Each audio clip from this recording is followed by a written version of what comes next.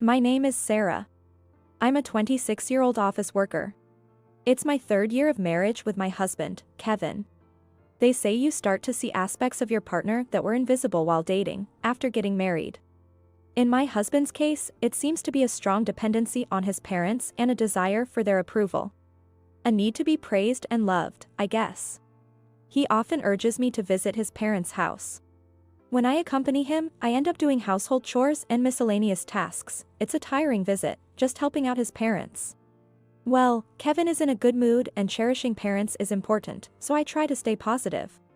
But it's clear now that what's most important to Kevin are his parents. This realization hit me after a call from my mom. It was a Friday evening, just before we were planning to visit Kevin's parents the next day. Your dad has been diagnosed with cancer. What? The word cancer drained the color from my face. I learned that blood was found in his stool during a medical checkup at work and further tests at the hospital confirmed it. After a colonoscopy, they found cancer in his colon. I was shaking, unable to think of anything but the worst. My father had never been sick, aside from the common cold, so my mother was understandably worried. I was asked if I could come home, and after hanging up, I immediately went to talk to Kevin. But his reaction was the complete opposite of what I expected. What? Going to your family's place now? Weren't we supposed to drive my mom around tomorrow? You can't just cancel plans like that. Kevin, completely unconcerned about my father, just grumbled about tomorrow's plans. Your mother-in-law's ride. Why don't you do it? My father has cancer, and you're worried about a ride? Are you out of your mind? I blurted out in my rush to get home, which clearly annoyed him. Kevin, who had been happily preparing for the visit, snapped, "The crazy one is you. I'm just doing a favor my dad asked for. There's no way I can say it's impossible now. I'm sure his father's favor was just helping in the garden. And my mother-in-law's ride was only a 30-minute drive. Can't you just say my father is sick? What? Prioritizing your family over mine? What a disgrace. Your reputation is my reputation. We're already getting weird looks when we visit, and now this will just lower our standing even more." The odd looks from Kevin's parents started when our visits became more frequent. I suspect it began when his brother and sister-in-law had a baby. We used to visit once a month, but it increased to 2 or 3 times. This change made his brother's family visit less. Kevin's sister-in-law, Harper, seems to dislike him and avoids the house when he's there. With them not visiting, Kevin's parents missed seeing their adorable grandchild. I guess that's the main reason for their gloomy faces. It's because your brother and his family find it hard to visit when we're there. They have a young child, after all. What can a 1-year-old do anyway? Unlike me, they can't even help out. Kevin's childish argument gave me a headache. How can he compete with a 1-year-old? A cute 1-year-old grandchild is obviously more adorable than a grown son. Every visit costs money, and having a son who forces his filial piety is nothing compared to the joy of a long-awaited grandchild. Kevin was at a loss for words, but then he said firmly, "We're going to visit as planned tomorrow. If you can't listen to me, I have a last resort," and he took a paper from the bookshelf. What's this? He told me he was going to start divorce procedures. He even said he started looking for a lawyer. Stunned, I listened as Kevin explained, "I didn't want to do this. But you've been too cheeky lately as a wife. Complaining about wanting a break and not wanting to visit. I only go because you want to. Wanting to relax once in a while is only natural. That's the problem. You should be eager to visit as a wife, but you only go if I say so. It's no wonder my parents give us weird looks when they see your lack of enthusiasm." After using me for his acts of filial duty, how could he say that? I wanted to scream and hit him, but I bit my back teeth and held back. This was not the time for such an argument. I have my complaints, but I don't want to keep my mom waiting any longer, and I'm going to my family's house. I said calmly, and Kevin looked confused for a moment, then his face flushed with anger. So, you can't listen to me? Fine. Are you okay with divorce? Seeing him upset after he brought it up made arguing seem pointless.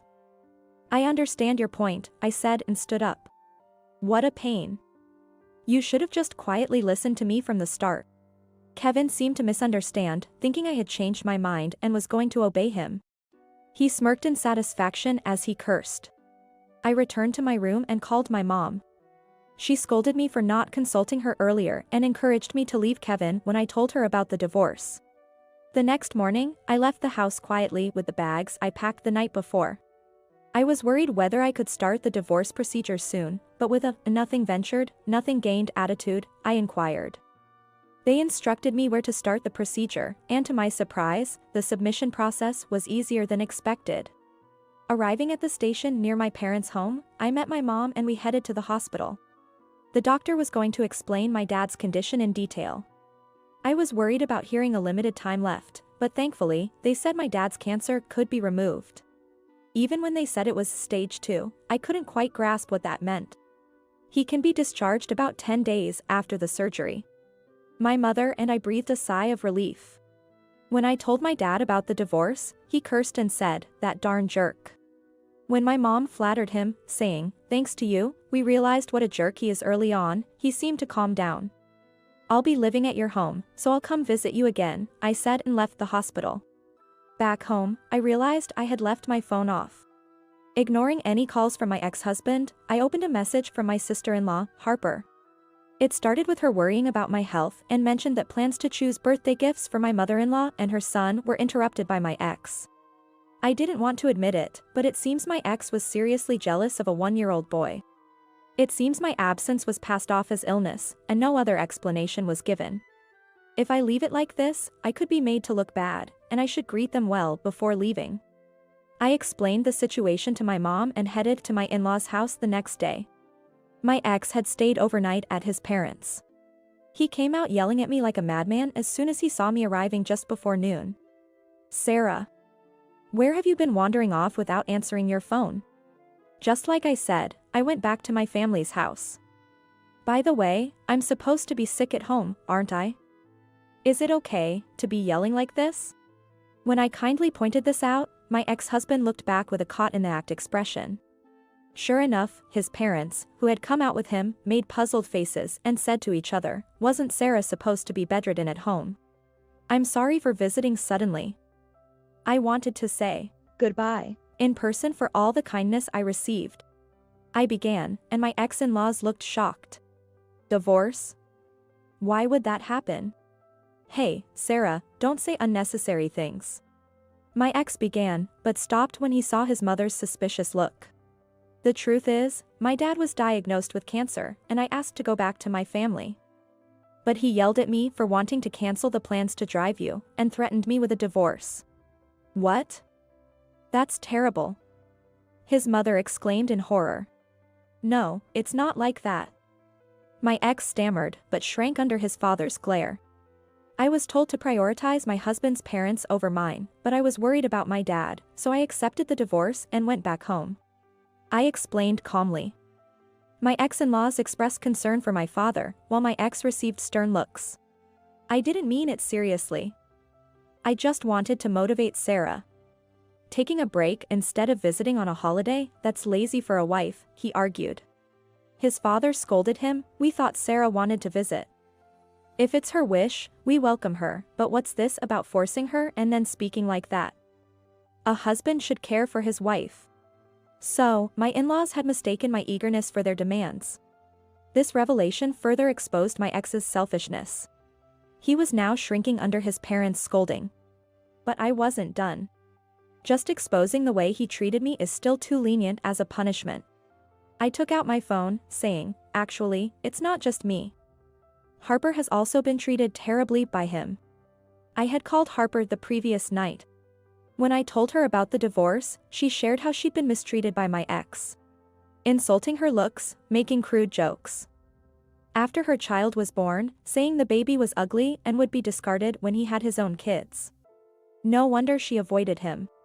"Just yesterday, you scolded her in secret, telling her not to be spoiled just because she's a wife and asking if she's still not divorced," I said. "Right, Harper." I was speaking to Harper, who was on the speakerphone. A hesitant voice came through the phone.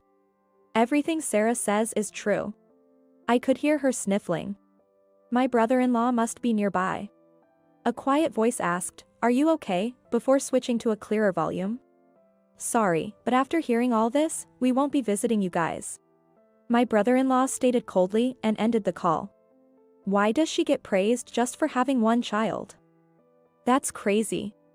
Suddenly, my ex-husband cried out in desperation, but his father's response was cold. You're the crazy one, Kevin.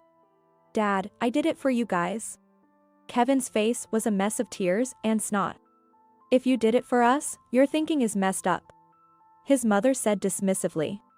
Kevin, facing cold looks from his parents, was stunned. Then, realizing I was there, he yelled, Sarah, it's your fault. A wife should defend her husband. And you spilled everything. Spitting while he yelled, I informed him, the divorce papers have been filed, we're strangers now. He blinked, seemingly comprehending the situation, his face turning pale as he lost his words. No one was there to help him anymore. I said goodbye to my former in-laws and left. As expected, Kevin was kicked out of his parents' house. After his parents, his new dependency was apparently a female coworker.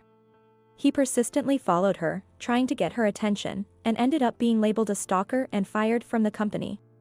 Unable to afford his apartment, he moved to a shabby one and lived a lonely life. Harper, who was my source, regularly updated me and seemed to enjoy sharing the news. She must have harbored deep resentment. After the divorce, Harper and I became friends, occasionally meeting for coffee. My father's surgery went well, and he returned home in good spirits. For now, I want to live happily with my parents, cherishing our time together.